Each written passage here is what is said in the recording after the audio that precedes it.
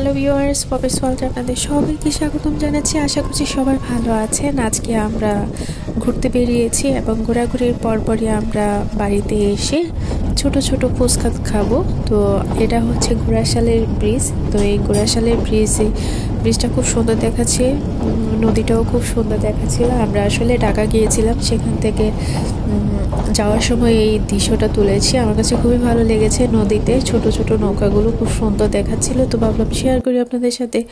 ঘোরাঘুরি শেষ করে চলে এলাম আবার আমাদের বাড়িতে। ছাদের উপর খুব সুন্দর একটা জবা ফুলের গাছ, এটা খুবই ভালো লাগছে। একটু মনোরম পরিবেশের মধ্যে খুব সুন্দর একটা ফুল ফুটেছে। এই যে ছোট ছোট ফুচকাগুলো খেতে ভীষণই ভালো লাগে। আমাদের বাসার পাশেই খুব সুন্দর একটা ফুচকার দোকান রয়েছে। তো এটাতে বড় ছোট সব সাইজের ফুচকাই রয়েছে। তো আমরা ছোট ফুচকাটা নিয়েছি। এই ফুচকাটা কিন্তু খুবই ভালো লাগে।